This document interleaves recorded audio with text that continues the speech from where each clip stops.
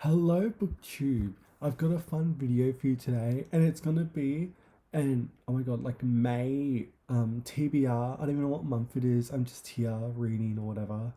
And so there's a lot of changes going on pretty much because I am still in my romance reading binge right now, and I've decided for I don't even know what May or whatever I'm gonna be taking a step back from like the big book clubs or whatever just for maybe a month or so because I've been hauling so many books and I actually need to get to them because I haven't been, and I feel like that's something I need to do. So I'm not going to be doing many book clubs, but there is some stuff that's still going to stick around and all that. But before I get to those, I'll tell you about the new releases that I want to get to in May.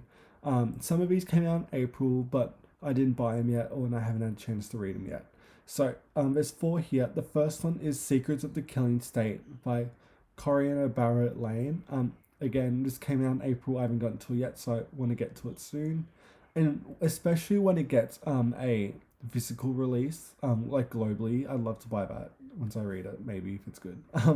Then obviously A Mind of Our Own by Danielle Steele. I haven't read that Danielle Steele, so when I find it, I will read it.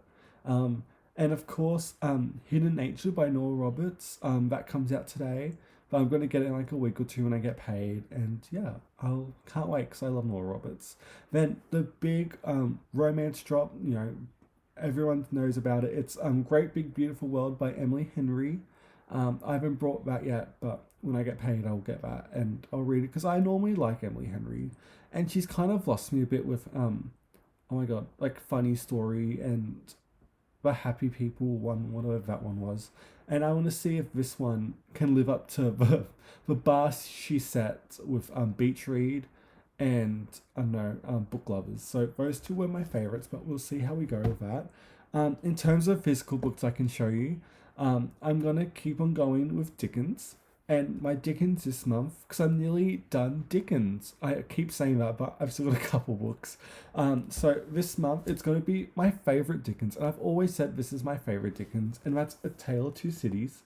I've always said this was my favorite. I love the writing of this. I love the pacing. The ending is one of the greatest ever, and I want to see if it holds up because I read this when I was like 15ish, whatever. I read it right after I read Great Expectations, and I always thought Tale of Two Cities was so much better.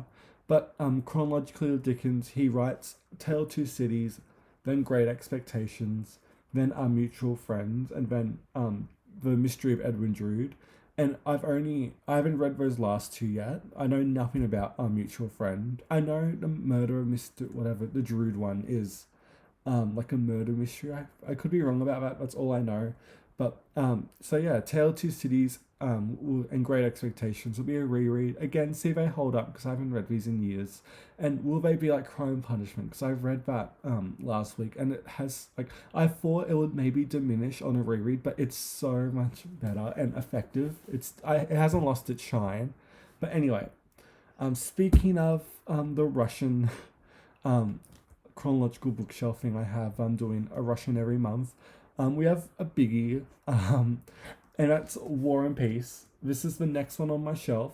So I've done, because I forgot to mention, I skipped a book in like my Russian shelf, whatever, and I forgot, because no, before Crime Punishment, there was Fathers and Sons by Turgenev, and I never told you I read that, so I reread it just for that, and it's short of whatever. I love Turgenev, but anyway, War and Peace. This is the next one I'm gonna do. I'm gonna stick with the Constance Garnett because I've never read the Constance Garnett translation. I've only read her for Dostoevsky and oh my god, Chekhov. Those are the only two times I've read Constance Garnett, and I've always had a bit of a soft spot for Garnett with Dostoevsky, if I'm being a bit honest. But I don't know how she would fare with Tolstoy, and so yeah, I'm going to be reading this in May. This will be a reread. I've read War and Peace. I'm one of those people. I have read it. I read this when I was like, oh my god, like 18, like just finishing high school, and I loved it. For me, it is probably my favorite Russian epic.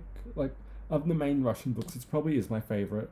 But yeah, it's more just a translation thing because I want to see how Constant does it, and I know. I'd probably do. I don't even know how I'm gonna pace this, but I'll get to it soon. So War and Peace. I'm gonna be doing that hopefully, and the last. This is a bit of a sad note because this is the last book I have to read by an author who I have a very deep and meaningful connection with, and this is because this is the last one I haven't read, and that's Ulysses by Joyce. And if you watch my channel, you know that Joyce is like me and him go way back. We're besties. Definitely, I've just admire him, and yeah, I've never made my way through Ulysses. I've always thought if you're gonna read Ulysses, just read Homer instead, like literally. But yeah, I'm gonna be doing a chapter a day. It's like what 18 chapters. I can do that. I've done Finnegan's Wake. But yeah, this will be my last Joyce, and then I'm just stuck rereading him. Like I'll never get that experience of reading a new Joyce, because sadly he only wrote so little.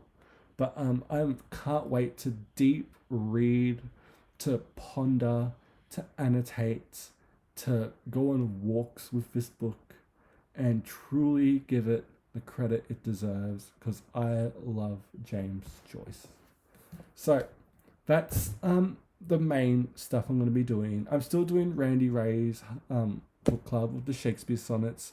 I know that the hardcore lit, Benny McAvoy is doing Chaucer, and I may do that. I don't know, but anyway, I've just got to stick to my romances because I brought so many, and I actually need to read what I own pretty much. So that's going to be my theme for May. If you have any thoughts about the books I'm going to be reading next month, please let me know. And yeah, wish me luck with some of these books because there are like some big ones here, but we'll worry about them later. So yeah, that's the video for today. Thank you so much for watching BookTube, and I'll see you next time.